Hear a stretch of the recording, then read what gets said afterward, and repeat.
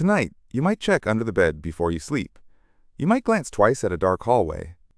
You might feel something shift in your chest when the lights go out, even though you absolutely know, nothing is there, and yet the fear comes anyway.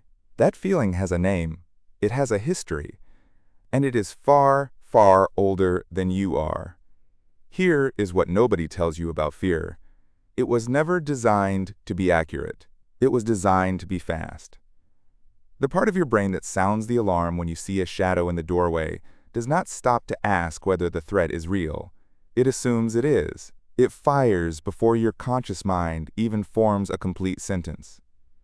By the time you think, that was just a code on the door, your heart is already pounding. Neuroscientist Joseph Ledoux spent decades mapping what he called the low road of fear processing.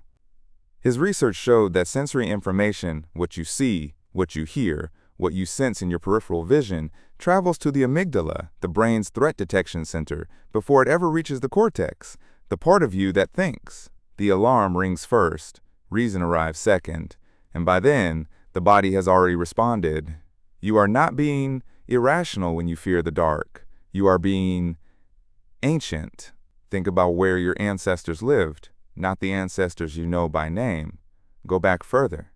Go back 100,000 years, 200,000, further still. They lived in environments where the dark was genuinely dangerous, where predators moved at night, where a shape in the brush was worth panicking over, even if it turned out to be nothing, because the cost of assuming nothing and being wrong was death.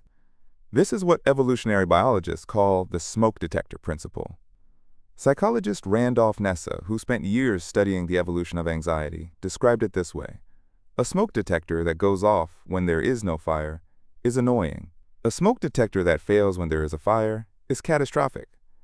Your nervous system made the same calculation millions of years ago. It decided false positives were acceptable. It decided false alarms were the safer error. So you are wired to see threats that are not there. The specific fears that haunt you most are not random. They cluster around certain shapes, certain sounds, certain conditions. Darkness, the sense of being watched. Closed spaces, open spaces with no cover. Heights, faces without expression. Sounds that have no visible source. These are not fears picked up from horror movies or childhood bedtime stories. They are older than stories. They are older than language. They precede the invention of the campfire. Psychologist Martin Seligman introduced the idea of biological preparedness in the early 1970s. His research suggested that humans are not equally ready to fear all things equally.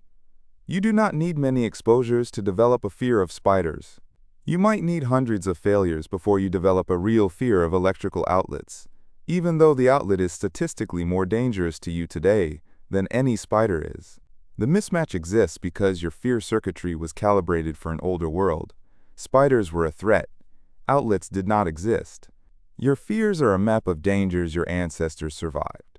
Now here is where it gets strange, because the fears you experience are not limited to physical threats. You are also afraid of things that have never existed at all.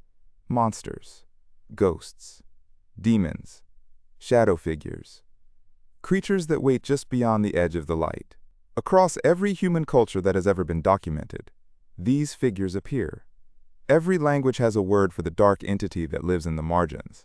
Every mythology populates the night with something. That is not coincidence. That is not cultural contamination. That is a signal from something very deep.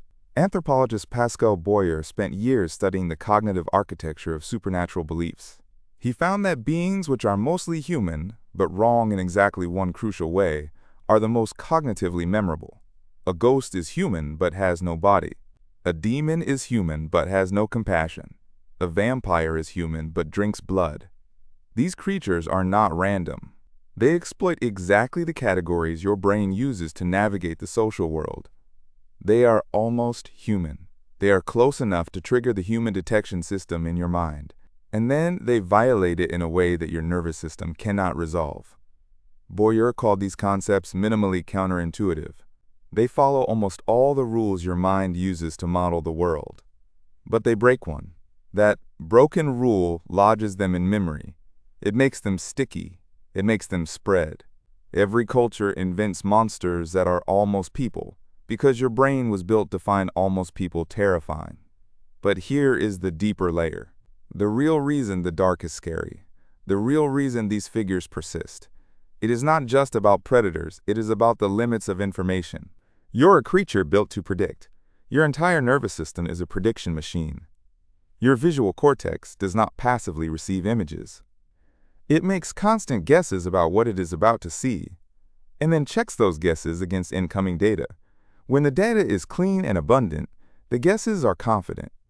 When the data is missing, when the room is dark, when the hallway is quiet, when the figure at the edge of your vision did not move quite right, the prediction machine does not go quiet.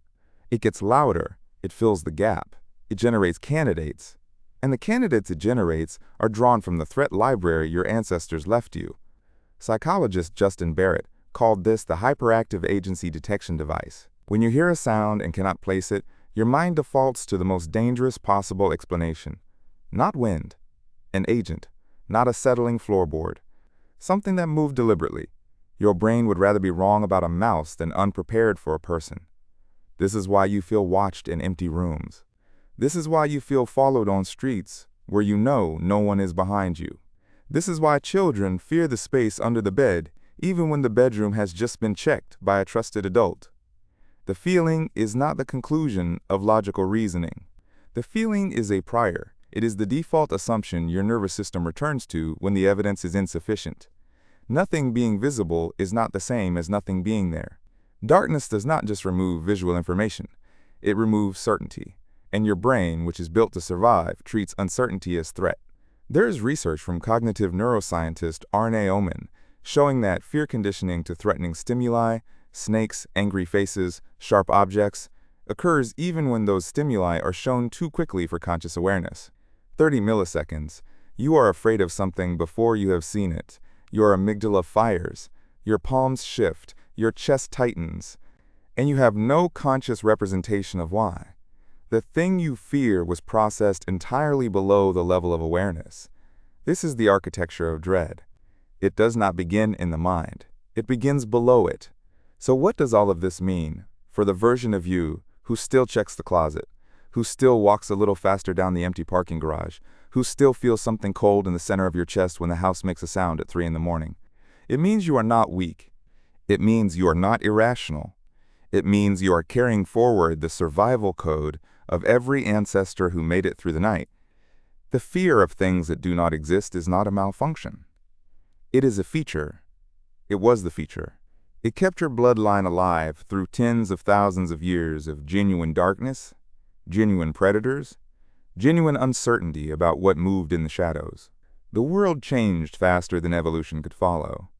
The threats that shaped your fear circuitry no longer exist in the same form, but the circuitry remains, and it still fires, and it will keep firing, because changing it would require millions more years of feedback, millions more generations of safe dark hallways, before natural selection would trim that alarm back.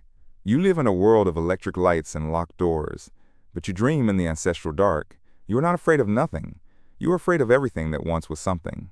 The monsters under the bed were real once, not in the form your imagination gives them, but in the form of teeth in the dark, a sound that should not be there, a shape moving toward the firelight from the wrong direction. Tonight, when you flip the light switch, and the room floods with light, the fear will ease. Not because you proved nothing was there, but because light is the oldest human answer to the oldest human question. And for one more night, the prediction machine will stand down.